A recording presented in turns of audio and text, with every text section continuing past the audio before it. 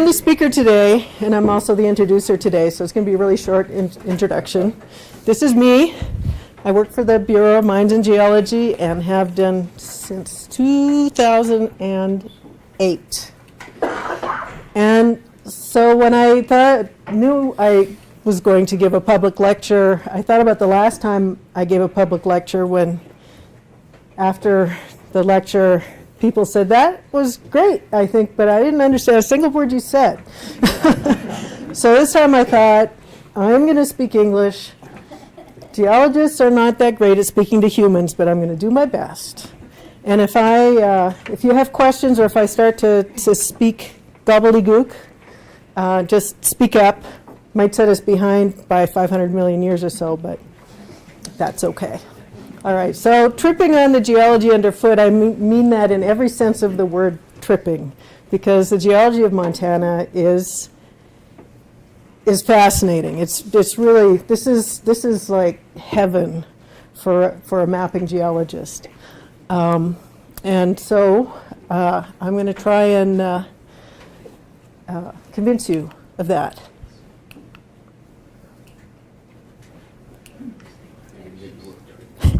It worked a minute ago, it really did. Oh, man. I had you at what? Yeah, I mean, hello. Oh, well, it's just totally not moving. Okay. All right, so here's what you need to know. This is the bottom line, that the party here started early, 3.5 billion years ago.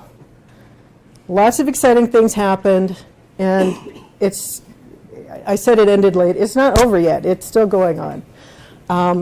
And we got great rocks. See the teeth marks in here? Critters eating those rocks. That's how good the geology is here. Okay, so I'm going to go over, actually 3.5 billion years in less than 45 minutes. So it's going to be fast. And this is my outline. We'll talk about the rocks underlying most of Montana. We'll talk about seas coming in and going out and more seas coming in and going out. How the Rocky Mountains were built and how they were unbuilt. And then I'm going to finish up with a few suggestions of places that everybody needs to go to look at geology things nearby. All right, so here's a term that comes up. You'll see this in the talk. You'll hear, this is a non-English word, orogeny, which is just a fancy way of saying mountain building.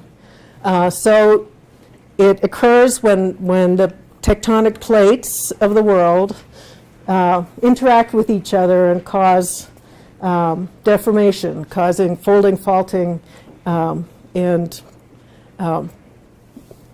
thickening of the crust and increased topography. So this kind of thing, you have subduction zones, for instance, and when two plates finally collide, you get a mountain belt or an origin, and the process is called orogeny, orogenesis, pardon me. So this is the time scale that we're going to use, and I'm sorry, the printing is smaller than I expected here, but the bottom line is that the Earth starts here at 4,555 million years ago, and our history goes all the way around the clock and ends right over here at when humans arrived on the scene. So that's how long we've been on the scene. If this was an actual clock, it'd be like 1 second to midnight before humans arrived. That's how long the geologic history of the Earth is. You'll see GA and MA.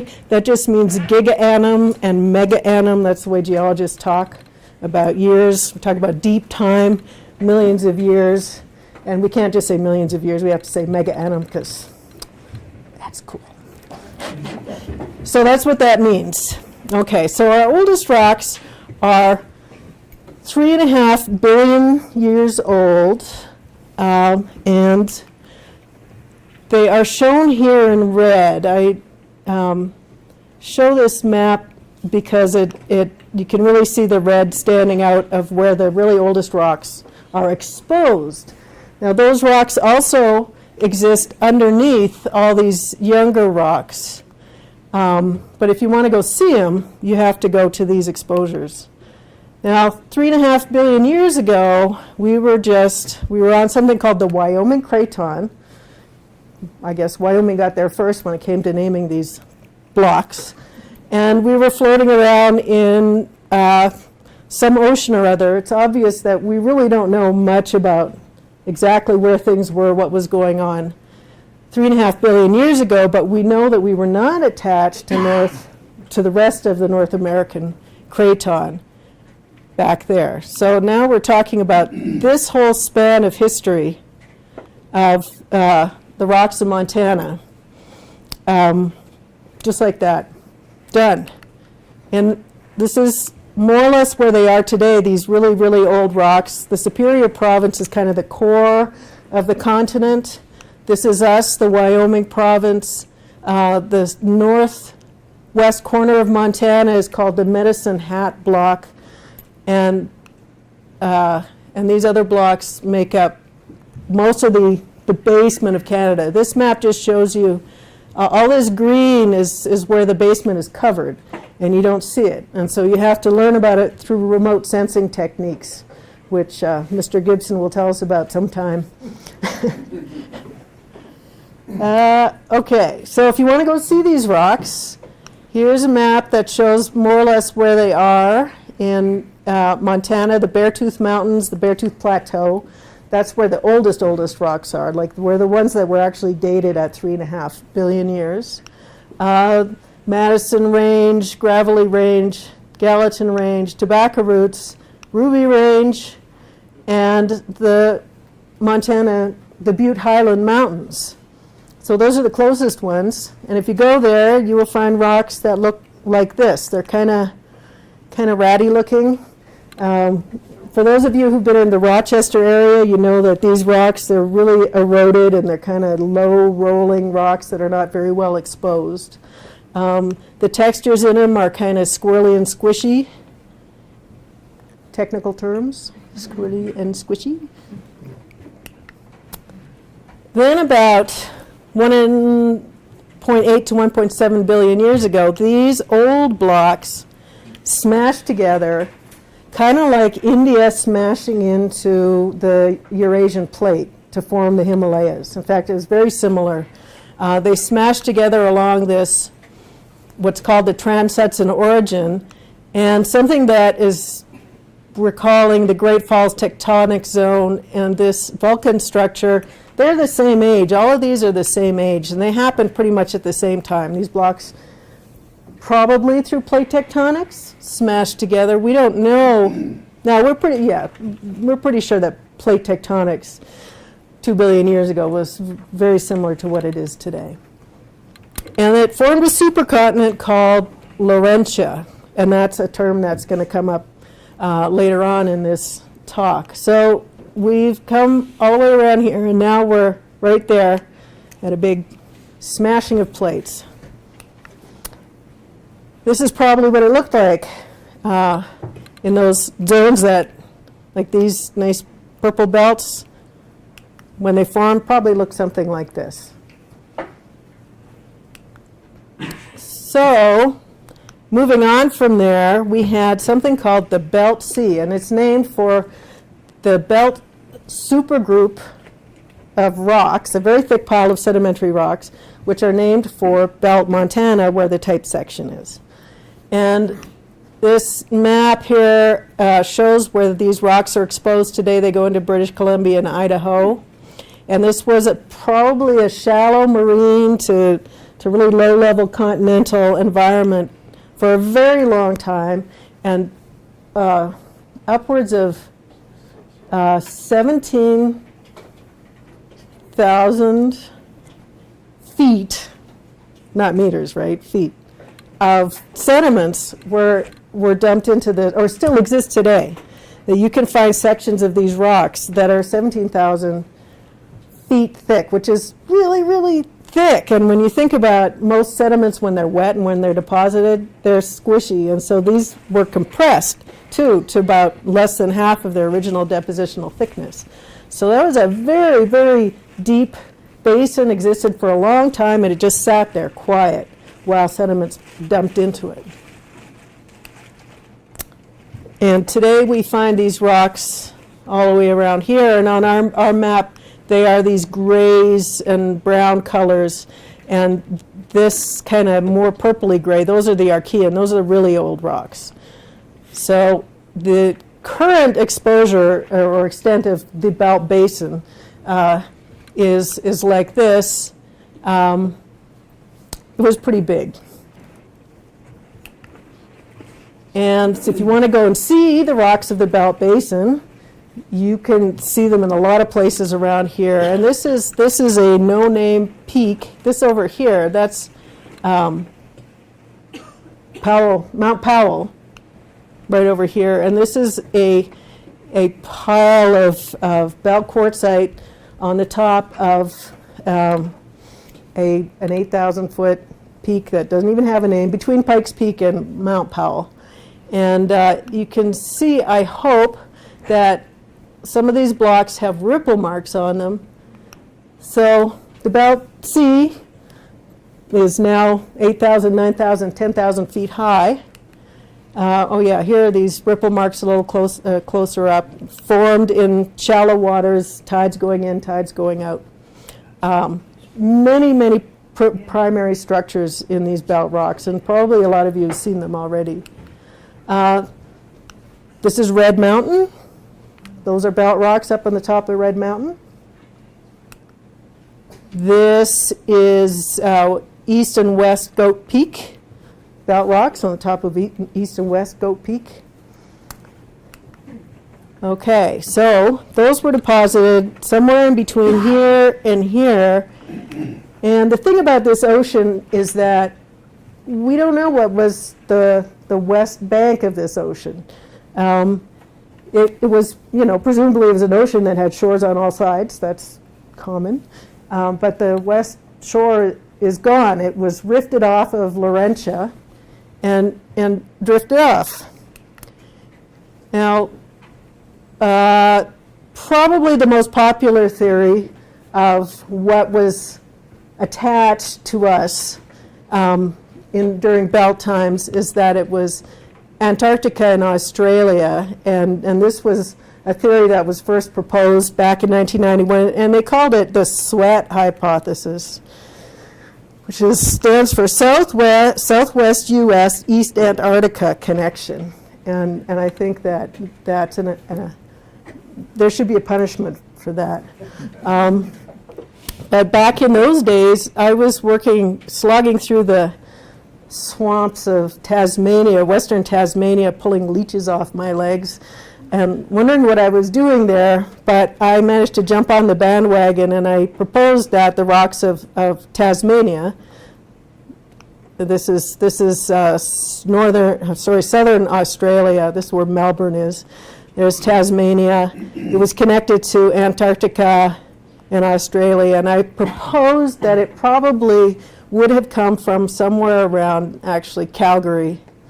Jumped on the bandwagon. That was pretty lame.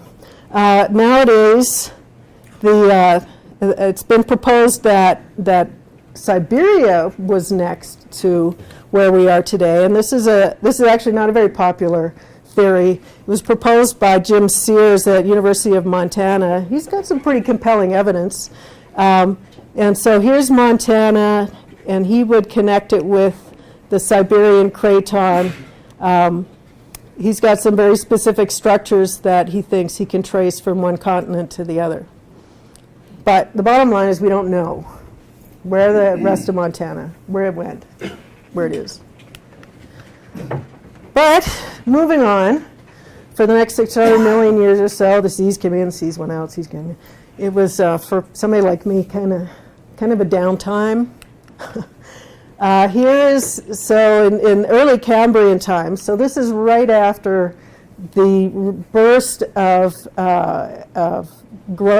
evolution of organisms, complex organisms, occurred at the beginning of Cambrian times. Things looked something like this back then. It was a continent. It was being eroded off. It was being plowed down pretty darn flat, all of North America. And these rocks these are belt rocks here, and they were being eroded off. And starting in Middle Cambrian time, new rocks were deposited at a slight angle to the old rocks. So this is an unconformity. This is a gap in the stratigraphic section between about it's about a billion-year long gap between these rocks and these rocks. Oh, yeah. Well, yeah. Okay. This is Mount Olson. I think that we have a location picture. Yeah. Okay, so Olson Mountain, that's just across the way from Mount Hagen, a little bit west of Anaconda. If you want to go see that unconformity, it's easily accessed from Olson Gulch. If you have, a four-wheel drive, helps. Okay. So the seas went in, seas came out. During Devonian times, the Jefferson Formation was deposited. The Jefferson Formation was named after the Jefferson Canyon. And it was something called dolomite. A lot of rocks are formed of calcite, which makes up limestone, which is calcium and carbonate. Dolomite has some magnesium stuck in there, so it's basically milk of magnesia. Or you say milk of magnesia is basically dolomite. Cool thing about this rock is that it has a distinctive smell. And I like to tell little kids that you have to use I tell everybody. You have to use all your senses to identify rocks and minerals. And geologists are known for being rock lickers, proud rock licker. You have to be a rock sniffer too. And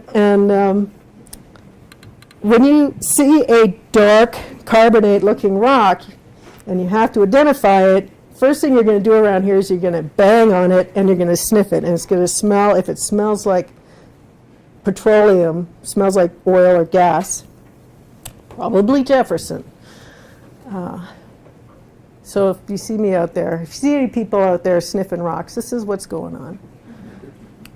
All right. And above the Jefferson dolomite is the Madison Limestone. And this is full of fossils. This stuff is not as stinky. It's very soluble. This is the Gates of the Rockies. This is Jefferson Canyon. Lewis and Clark Caverns are just down here. Here's that cave. Most of you have probably seen this. So these rocks are really soluble. They dissolve in rainwater, and so underneath, wherever these rocks go underground, they're full of caverns and holes. And this is one of the most important aquifers in western Montana. If you've been to Great Springs, Big Spring in Great Falls, all of the water coming out of there is coming through big caverns in the Madison Limestone. All right, so these are places. So Jefferson Canyon is where you can see these rocks. Gates of the Rockies, a place called the Crater. I'll tell you more about that later. But basically, these rocks are the blue ones on this map. And so there are a lot of places where you see Madison Group. And I'm sure that many of you have seen it. And a lot of you probably collected fossils from it. So as time's going on, we're now at about 2.5 million, 245 million years ago. This is something called the Dinwiddie Formation, and these deposits were also deposited on, you can see these seas, these flat-lying seas that went in and out, depositing these layers. This is the Burma Road. This is right there is McCartney Mountain. Beautiful exposures of these rocks. And then it got exciting again. So you see on this map, Montana is right about here. I should have pointed that out on these maps. And this one, Montana's right about here. There are things going on in the ocean where the belt, the other half of the belt basin has gone away. Now there's a subduction zone there where oceanic crust is going underneath our continent and underneath towards the east. And also there are lumps of things, probably islands in this ancient sea, that are smashing into North America, and it's building mountains. And this is what we call, geologists call it the severe laramide orogeny, because Rocky Mountains is not cool, but this is basically when the Rocky Mountains were built, or the Cordilleran orogeny. So here we are. We're getting close to zero. We've already gone through this much of the history of the Earth. So, we were floating around in ancient seas, and we collided to form a supercontinent. Supercontinent was rifted apart. Seas came in, seas went out, and now chunks of things from the Pacific Ocean are colliding into the west border of Montana and Idaho, and mountains are being built. So how do we know that exciting things were going on? Well, remember those belt rocks that we saw on the top of this no-name peak and the top of East and West Goat Peak that have primary structures in them, ripple marks and things like that? Those rocks are all upside down now. Not only are they above 8,000 feet, but they're upside down.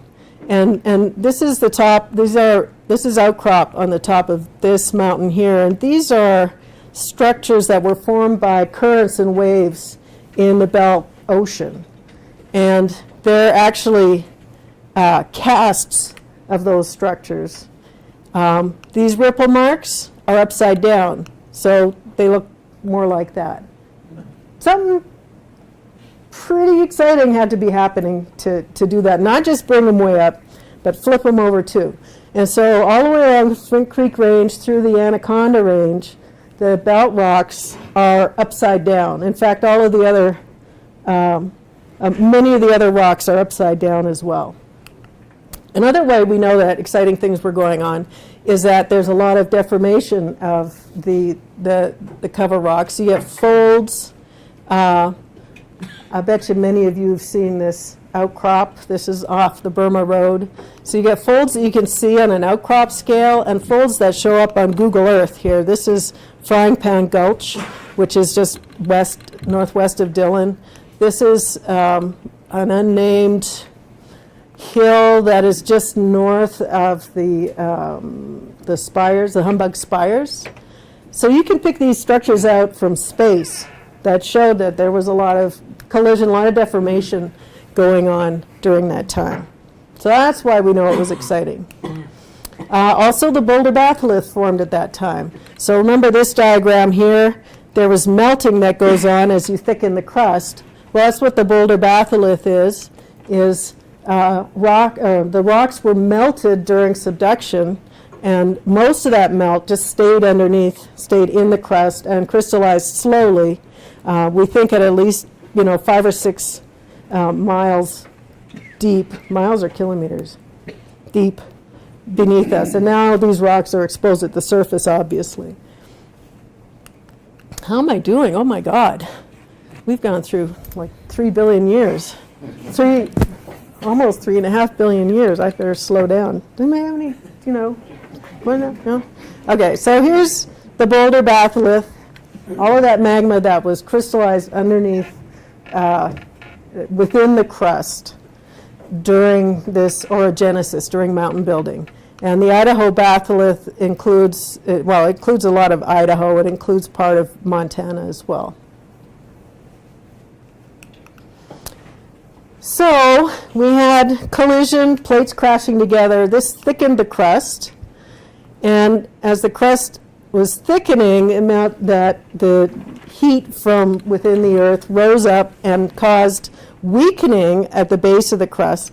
So think about when the plates are crashing together, the mountains are being built upwards, but they're actually being built downwards. It's like an iceberg. The crust thickens both ways, and in order to support the height of the mountains, the roots of the mountains have to be very deep. But they can only get so deep before they collapse again. Like Mount Everest is about as high as a mountain's going to get on this planet because they just can't, the crust can't support more weight than that. So the crust gets so thick and then it collapses again. And that's what happened next here about 55 million years ago, give or take. And so when it collapsed, the crust started to extend. So we had shortening, and now we got extension. This is a map. There's Butte. There's Anaconda. One of the big remnants of this extension, this crustal collapse, is something called the Anaconda Detachment. And it's a big fault that goes all the way from near Gold Creek, all the way along the front of the Flint Creek Range, goes through Anaconda, does a little whoop-de-doo, and then it goes around into the Big Hole Valley, and it actually keeps going on into Idaho. And this is a fault that's very shallow, very shallowly dipping, and it's a fault on which a lot of extension occurred, so that everything that was on top of this fault basically got pulled off of it, and the crust, the deeper crust, became exposed. So remember, the belt rocks in the Flint Creek Range and the Anaconda Range are upside down. Well, they were either made upside down, they were deep in the crust to be flipped upside down, and now for us to see them, they had to be lifted up again. And the lid from that was pulled off the top of it. So you can see a very thick section of the crust in between here, well, between, say, Whitehall and the top of Mount Hagen. And this is a cross section from here to just around Pipestone, showing how these faults, this one or two detachment faults, extended the crust and brought metamorphic rocks. It brought rocks that were from the middle of the crust up to the surface. And here is a place I'm standing to take this picture. I'm standing on Stuckey Ridge, which is the ridge on the north side of Anaconda. And I'm looking to the north towards Mount Powell. Deer Lodge is over here somewhere. And this is Lost Creek State Park.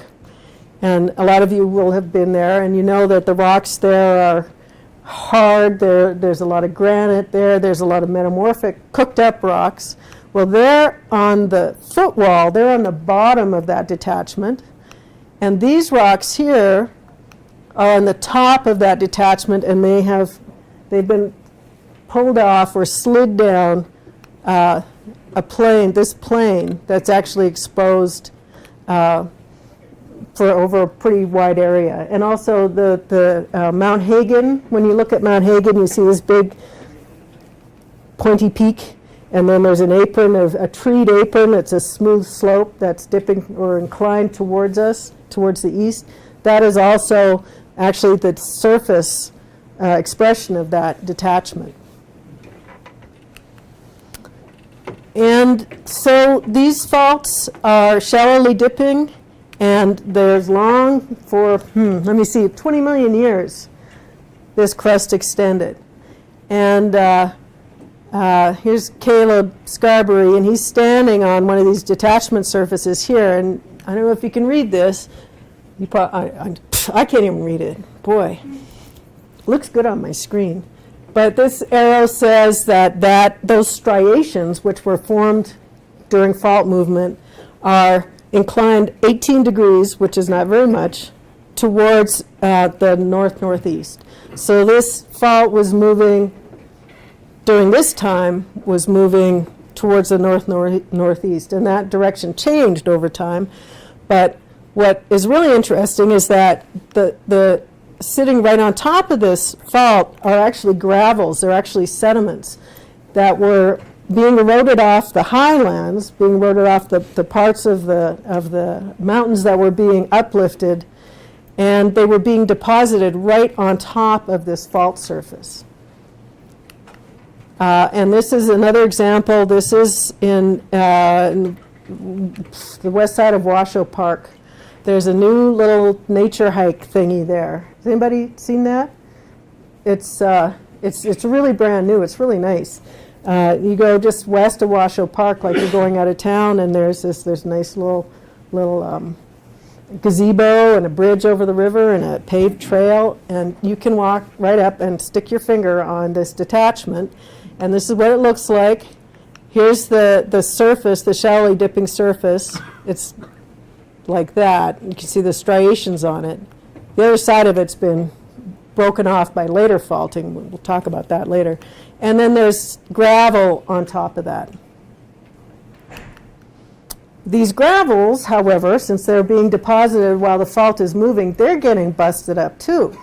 So the cobbles in the gravels are broken, and around Anaconda and all through the Flint Creek Range, and actually in the front, on the southeast side of the Anaconda Range, you will find these cobbles that are fractured and then they've been re-cemented together like this, which I think is pretty cool.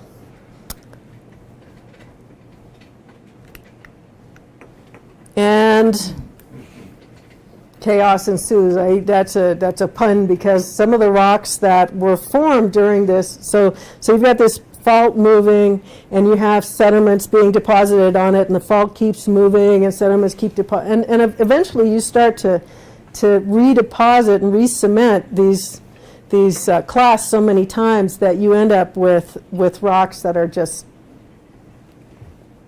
chaos. And so there's a lot of what one geologist called this the West Valley chaos, and I think that's a great name for it. And but you can find this chaos all the way along in spots all the way along the Anaconda Detachment, and it just looks like busted up rocks. Just busted up chunks of things in other things. So when you're extending the crust like that, you get magmatism, and I had to. So here's the magma here, and I had to throw in this picture. This is not. This is what it might have looked like when it was happening. This is an active flow on a volcano in Ecuador, and we hiked up like hours and hours and hours and hours to go and stand at the front of an active flow on this volcano, and this is what it looks like. It was a little bit disappointing. But our guide said, all right, now you have to get up in the middle of the night and go look at it. And this is what it looks like at night. That was exciting. So that was what was going on around here during extension. And you recognize these rocks. These are the volcanic rocks around here. And you can imagine how this kind of thing turns into this kind of thing after the rocks have solidified. So here's Butte. Here, these volcanics. This is not the only place they're exposed. They're exposed at Lowland Creek. That's why they have this name, Lowland Creek Volcanics. But when you stand here and you look over to the East Ridge, you see these nice rounded outcrops of the Boulder Bath. That's granite. And then you look off to the west, you look towards Ramsey, and you see these lumpy, chunky looking rocks. Those are the volcanic rocks. So what happened after that is, or that progressed into the formation of the valleys that we have today. So here's the Summit Valley right here, and this hillshade shows all these big, wide valleys that were formed by continued extension after the collapse of the mountains. And this is like happening now. But so remember all those gravels that were being deposited on the detachment? Well, they remain as these valleys are forming, And some of them you find up at like 7, 8, 9,000 feet. Like Grassy Mountain, the top of Grassy Mountain has river rocks on it. Here's puppy-sized river rocks on the top of Grassy Mountain. Gosh. Oh, this is in just west of Melrose, east of Melrose, between Camp Creek and the other one. No, what's it called? Camp Creek and then Soap Gulch. Thank you. Yeah, and you climb way up on top of the basement rocks there, and you find these river rocks up there. And these are gravels that are on the Montana-Idaho border, and they are over 9,000 feet high. And they are less than 2 million years old. These ones, they actually have dates on them.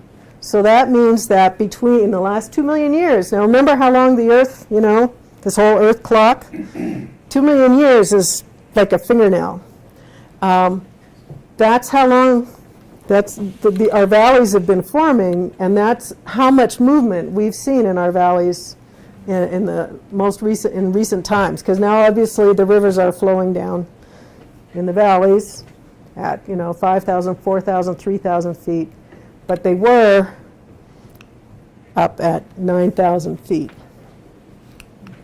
So to summarize, so we started 3,500 million years ago, and time passed, there was crashing, fun was had. There was extension, there was collision, there was extension, and then 12,000 years ago are the records of the first human beings in Montana. So all that fun, and nobody was here to enjoy it. And it ended late. And so this is just from the Montana MBMG website. These are or actually USGS website, but these are, I think Mike is the one who identifies these. These are the seismic movements that occurred just in the last day. They're not very big. Some of them, like this one here, is actually a quarry blast. But all in all, this is a historic seismic record for western Montana. You can see that things are still happening here. It's still pretty exciting. All right, so here are some places you need to go. This place I found this summer. Anybody been to the crater and Pikes Peak Creek? So this is Pikes Peak Creek, which is just, here's Gold Creek here. There's the confluence of the Little Blackfoot and the Clark Fork River. It's actually called the crater. This is a place where the river, Pikes Peak Creek, is coming down off of the Anaconda Detachment, and the rocks right on the detachment, a thin layer of rocks, they're dipping down into the ground, they're limestone, and they have dissolved away. They've become cavernized, they're cavernous. And so if you go to the crater and you can stand on dry creek bed and you can see Pikes Peak Creek coming down and just disappearing into a hole at your feet, which I think is the coolest thing. I sadly don't have any pictures of it. I ran into a local up there and he said, yeah, people throw dead bodies in there all the time. So you don't need four-wheel drive to get up there. It's a really good road. Here's another place, Ringing Rocks. Yeah, Ringing Rocks, you gotta go. Here's the Pipestone exit off of I-90. It's a very short drive with 2 miles, something like that, on a pretty good road. High clearance is good in one spot. There's one spot that can be kind of over here that can be kind of troublesome. But this is a pile of boulders that if you go, you need to take a hammer and you strike these boulders and they will ring like bells, and bring friends with you and you can play a chorus. This is something you find in like 4 places on the planet.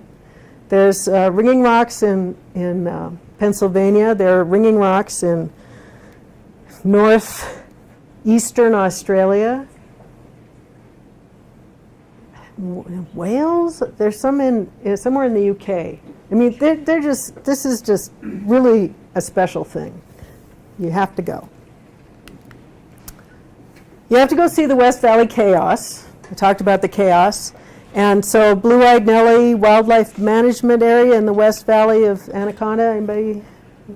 This is where those the bighorn sheep hang out. This is right where, so drive out of Anaconda to right where you need to slow down in the winter for the bighorn. You'll find you can turn off to your right, although then the gates are closed then. But in the summertime, you can drive right up Blue-eyed Nelly Gulch. I mean, it's called Blue-eyed Nelly Gulch. You have to go to a place that's called that anyway. But if you want to see the chaos that was formed during extension on the Anaconda Detachment, that's the place to go. And another place, I mean, this is so easy to get to, the Old Works Walking Trail. Old Works Walking Trail? Yeah. So this is Cedar Street here, and this is the old Cedar Park bowling lanes, that's right. And you walk up through the volcanics here, and you're going to walk through the old foundations of some of the smelting buildings there, and then you're going to see these gravels. And you will see riverbeds. There are coal seams in there. You might be able to find fossils. You'll certainly be able to find fossil plants. You will absolutely be able to look at these rocks and the outcrop and tell yourself a very reasonable geologic story about how this all happened. There are some faults that are exposed in the outcrops there. You dig in those faults, you can pull out crystals of gypsum, and if you walk to the end of the trail, you will walk into one of the ugliest blobs of volcanic rocks you've ever seen, one that has geologists, two geologists have ever agreed about. You know what I'm talking about, Dick? Yeah. We actually, the geologists hate it because it's very mysterious. But anyway, it's a short walk, it's easy to get to, and it's great geology. Okay, that's it. 3.5 billion years.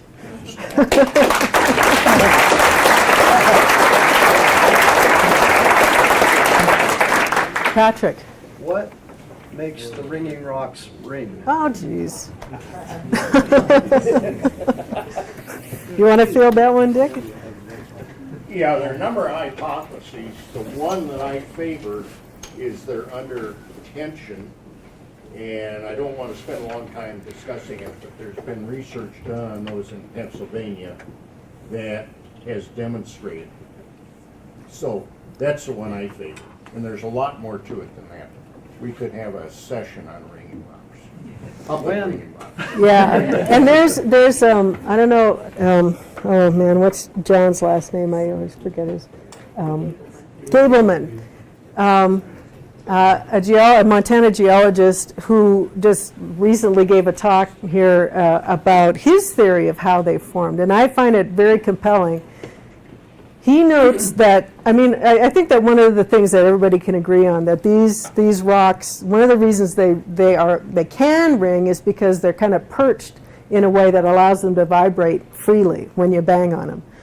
And most times, boulder piles have some kind of a matrix, or or there's dirt in between them or whatever, but these ones are just sort of freestanding, and he proposes that this was formed by a mantle gas pipe that blew up through the crust and basically spit the boulders out into the pile that is there now. Interesting thought. You didn't say anything at all about glaciers, and they came before the people. I know. I was going to, but I thought that was a bit too much. Oh, okay. I was going to talk about rock glaciers, which are very cool. And if you want to know where to see rock glaciers, let me Yes. know. Yes? Talk about it. Well, okay. Mount Powell is a good place to see rock glaciers, but that's a long hike. It's not a hard hike, but it's a long hike. And the something that has also been called a crater is the cirque at Mount Powell, which is a round bowl that was carved out by the glaciers. You look down and you'll see what looks like a pile of, or it just looks like the rocks flowed down like taffy. And it's actually a glacier. It's got a core of ice, but there's more rock than ice.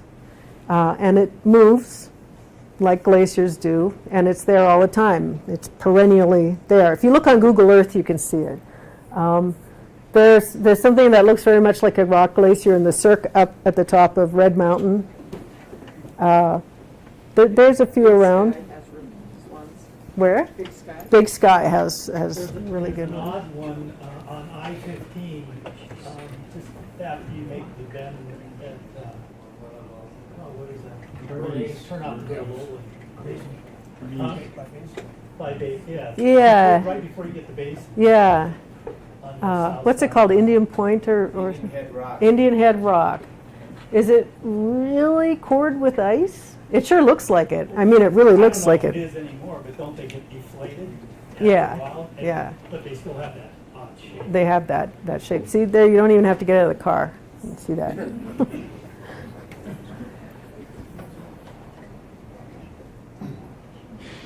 Katie.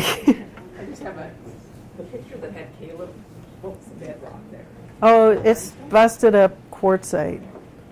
It's I'm calling that all chaos now too, because it's just breccia. I like that. I'm not calling it officially chaos. I'm calling it the West Valley informal unit.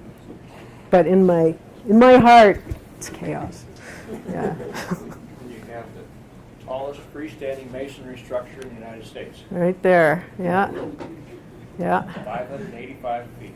So I'm standing on top of Stuckey Ridge, just on the west side of West Valley, and these are all volcanic rocks that we're seeing here that were spewed out during extension, Just the lowland again. the Lowland Creek volcanics, and these white ones are ashes. So when you're driving out by Ramsey, you'll see that around the highway is this white, light-colored sediment. Those are actually volcanic ashes. And then these are the lavas. And then this back here is the East Ridge, and that's the Boulder Bath. There's Red Mountain. So, yeah? So when you showed that map of the intrusives, you had Of the Boulder Idaho- batholith? Well, Yeah. Very early on in your talk, you had the Idaho batholith and the Boulder batholith. Are they at all related to each other? Well, they're not. They are related, and you could even argue that they're all part of the same batholith. The Idaho batholith it started earlier than the Boulder batholith, but it ended much later. It's the youngest parts of the Idaho batholith are 50 million years, right, Chris? 50 million years, which is much. The Boulder batholith is about 75 million years. It ranges, it's different plutons from about 80 million years to about 74 million years old. So, I can't imagine that they're not related. Thank you. Oh, you have a question? Oh.